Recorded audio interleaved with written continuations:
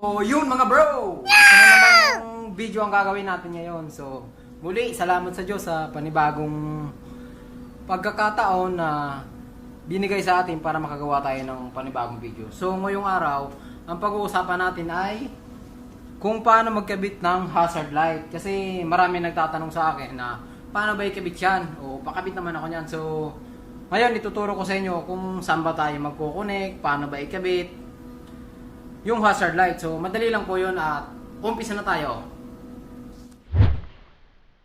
Kick.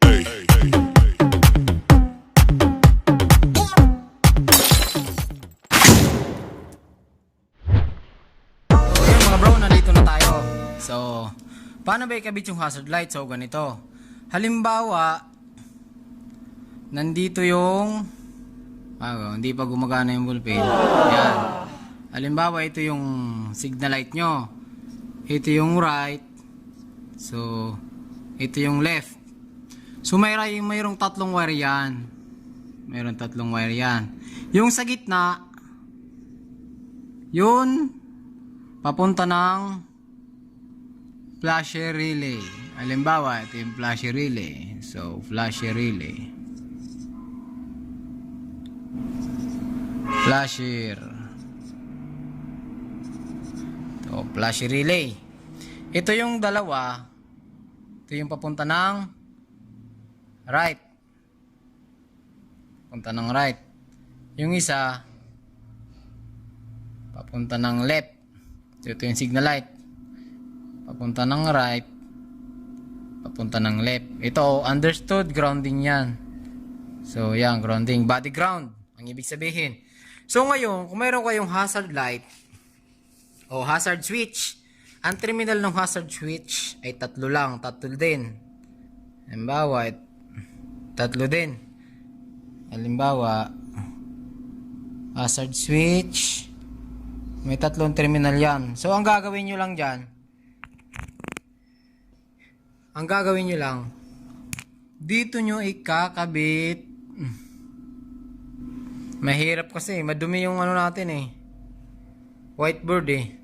So, yung tatlong switch na yon, yung sa gitna, dito nyo rin sa gitna ikabit. No, halimbawa ay ito yung switch.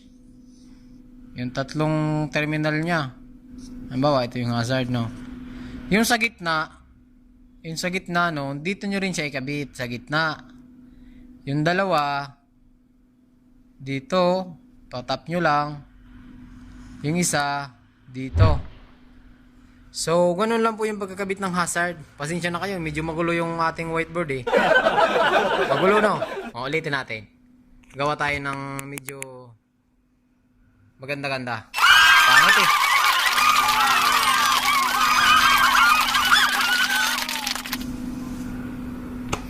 So, bali, ang pagtatapan nyo lang ng, halimbawa, dito tayo sa flasher relay.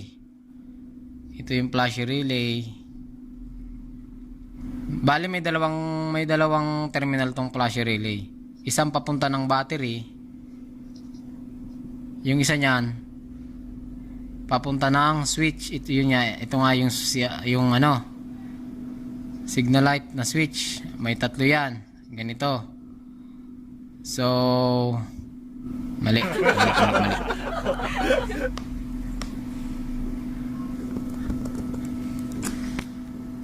Yan. Ito yung flasher, di ba? Ito yung flasher. So, ito yung isa ng flasher. Sabi ko nga sa inyo, manggagaling ng battery yan. Yung isa, papunta ng switch, signal light, nasa gitna yan. Yung, di ba sabi ko sa inyo, may tatlong terminal.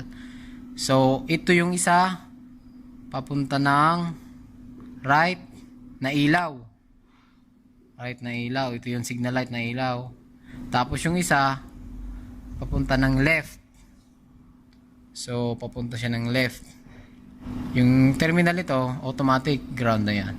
So, kung magkakabit kayo ngayon ng hazard switch, ito lang yung pagtatapan yung tatlo.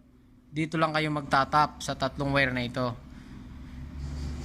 Bali, ang mangyayari kasi nyan, yung galing flasher, magtatap kayo ng isa, galing flasher, pwede rin dito. galing flasher, tsaka yung papunta sa ilaw. Itong dalawa. So, ito yung hazard nyo mangyayari. So, dito yung hazard nyo.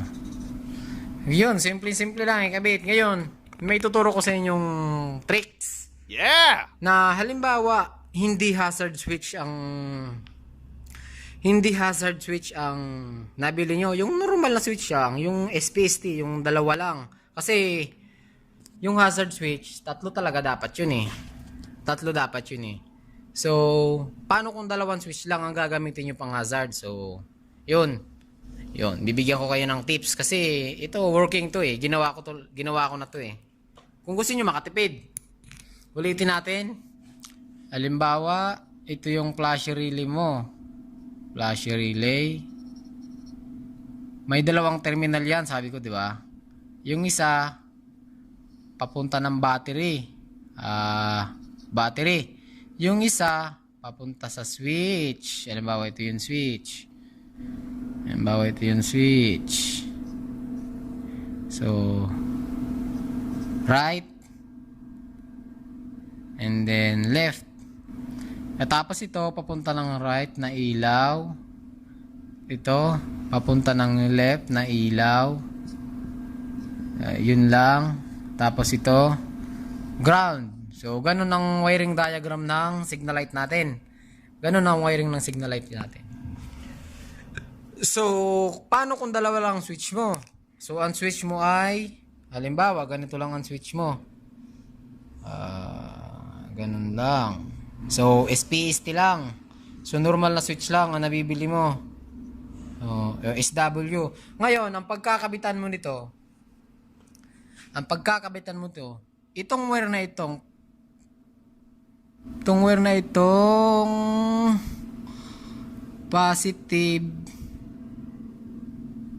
positive wire,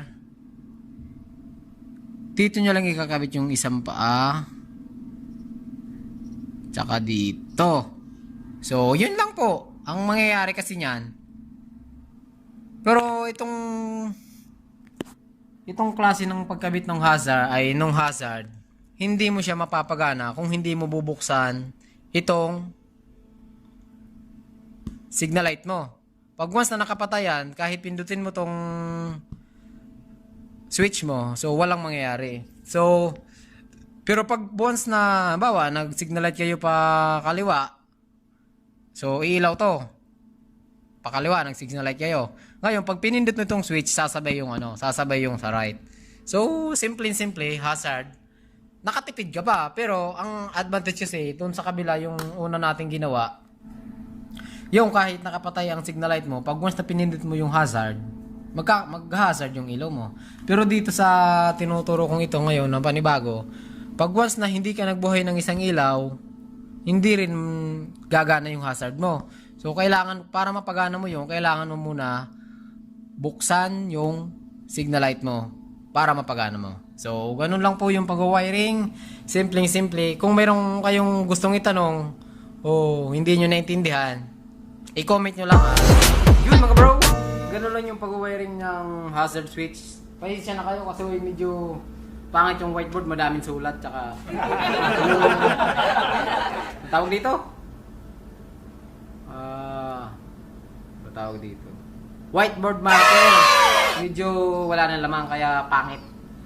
Pero kung mayroon kayong gustong itanong o hindi nyo naintindihan, i-comment nyo lang sa baba at sasagutin natin yan. So, minsan gagawa tayo ng video na actual kasi mahirap dito kasi hindi naman lahat tayo nakakaintindi ng wiring diagram. So, gagawa tayo ng video na actual natin ikakabit yun. So, yun lang. Maraming salamat at God bless.